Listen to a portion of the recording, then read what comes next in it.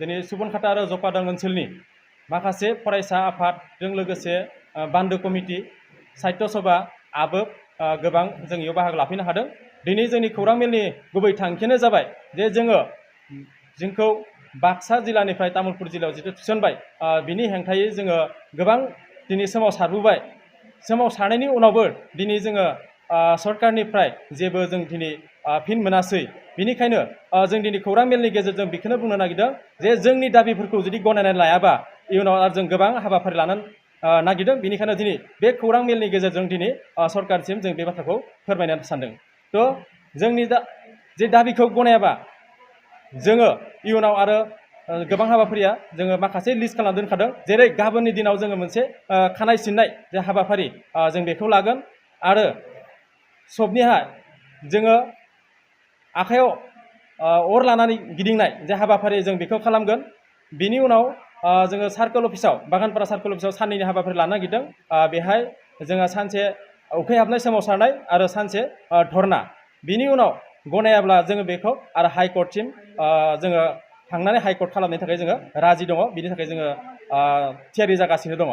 थ' जोङो दिनै बे सोमावसारनायखौ सोरबा राजनितिनि थाखाय नङा, जोङो रायजो राजानि सुबिदानि थाखायसो जों बेखौ खालामदों। नाथाय जोंहा तामुलपुरसिम थांनांगौबा बेसेबां जानथाय दिनै गोजान बेखौ नायोब्ला जों रायजो राजाया दिनै गिखांनाय फैदों। मानो होनबा जोंनि बाक्सा जिल्लायाव थायोब्ला जोंहा जि लामाया जोंहा बाइकजों थाङोब्लाबो जोङो 10-15 मिनिटाव सहैनो हायो। नाथाय तामुलपुरसिम थांनांगौबा जोंहा दिनै बेहाय 2-3 घन्टासो नांगोन जोंनो बाइकजों थांब्लाबो। थ' जोंनो माखासे दुखिया रायजोफोर दङ जायफोर साइकेलजों थांगोन बिथांमोननि थाखायथ' दिनै सानसेयाव बे तामुलपुर जिल्लायाव थांनानै खामानि मावना फैनाया जोंनो सम्भब नङा। नाथाय बिनि थाखायनो दिनै माखासे पलिटिकेल लिडारफोरा बुंगासिनो बियो राजनितिनि थाखायसो बेखौ खामानि मावदों होननानै। नाथाय बियो जोबोर गोरोन्थि। बेहाय जोङो राजनितिनि थाखाय जेबो खामानि मावाखै, जों रायजो राजानि थाखायसो जों खामानि मावनो ओंखारबोदों। आरो गासै फरायसा आफादनिफ्राय लानानै जिखिनि आफादफोर दङ जोंनि बे सुबनखाता आरो जपादां ओनसोलाव बिथांमोनाबो दिनैहाय लैहोर लैहोर फैनानै बे ओनसोलनि गोरों गोरा सुबुंफोरा बेहाय बाहागो लाफैदों। बेहाय जेबो राजनितिनि खोथा फैयाखै आरो इयुनाव जोङो जेबो राजनितिनि थाखायबो बेखौ साननो थाङाखै।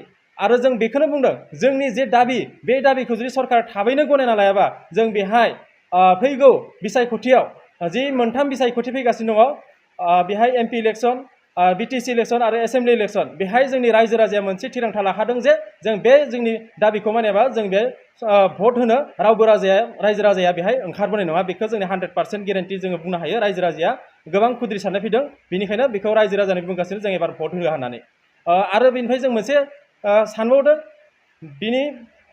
बे खौरांनि गेजेरजों बेखौनो बुंनो सानदों जुदि जोंनि दाबिखौ गनायाबा बावैनो जोंनो जुदि सरकारनिफ्राय जुदि जेबो खोथा होआबा गाबोननिफ्रायनो जोंनि बे ओनसोलाव जायखिजाया राजखान्थि हान्जायानो जायाथों मानो BPF-आनो जा UPPL बा जिखुनु राजखान्थि हान्जायानो जा जोंनि ओनसोलाव हाबनानै मिटिं खुंफैनाय बा जोंनि ओनसोलाव हाबफैनायखौ जोङो टटेलि जोंनिफ्राय बन्द' खालामनाय जागोन। जों बेखिनिखौ मोनसे गोख्रों थिरांथा जों लाखानाय जाबाय जोंनिफ्राय।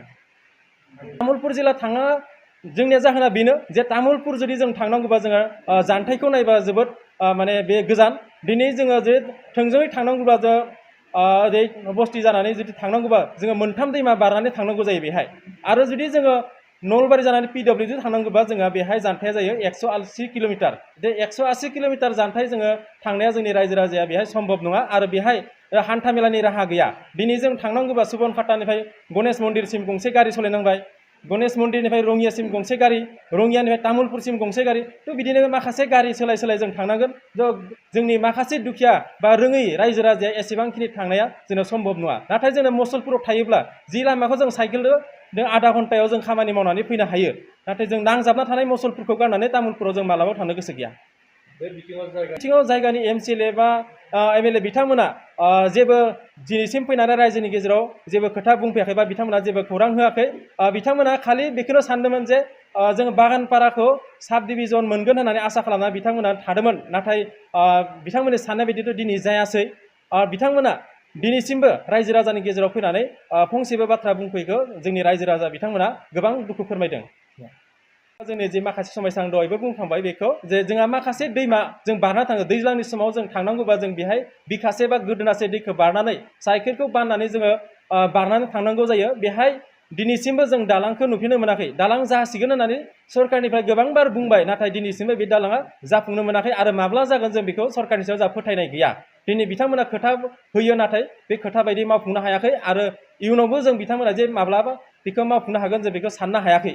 बेनिखायनो बे दैमा बारना थांनायाव जुदि सोरबाफोर गोजावलाङोबा बा बेहाय मुंख्लं जानो गोनां जायोबा बिनि दायनिगिरिया सोर जागोन? सरकारासो जागोन। बेनिखायनो जोङो बेहाय जों तामुलपुराव जे थांनाय बेखौ जोङो लुगैयाखै आरो जोङो माब्लाबाबो थाङा आरो जिखिनि जोंनि सोमावसारनायनि गेजेरजों सरकारनिफ्राय बेखौ जुदि गनायना लायाबा जोंबो जिरायना थाया। इयुनावबो जों गोबां सोमावसारनाय हाबाफारिनि गेजेरजों जों बे जोंनि साननायखौ जों जाफुंहोनो नाजाथारगोन। बेखौनो खावलायनो लुगैदों जे बिथाङा जाहाथे जोंनि जा दाबि बिथाङा बेखौ थाबैनो मावफुंनानै होनांगौ, जोंनि समस्याखौ समाधान खालामना होनांगौ, नङाबा जोङो हाइकर्ट खालामगोन। जों बेखौनो गोख्रोङै बुंहरदों बिथांखौ। सेरफांगुरियाव बाजाज बाइक लानो गोसो गुदुं सुबुंफोरनि थाखाय गाहाम खौरां।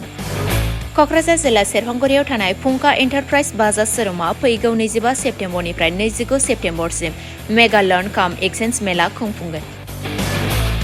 बायगिरि नोंथांमोनखौ मिथिहोहरनाय जायोदि डाउन पेमेन्टआ आरसि इन्सुरेन्स लाफानानै 10,999 रांनिफ्रायनो जागायगोन आरो 500 रां होग्रोनानै गोसोबायदि बाइकखौ आवग्रिना दोननो हागोन।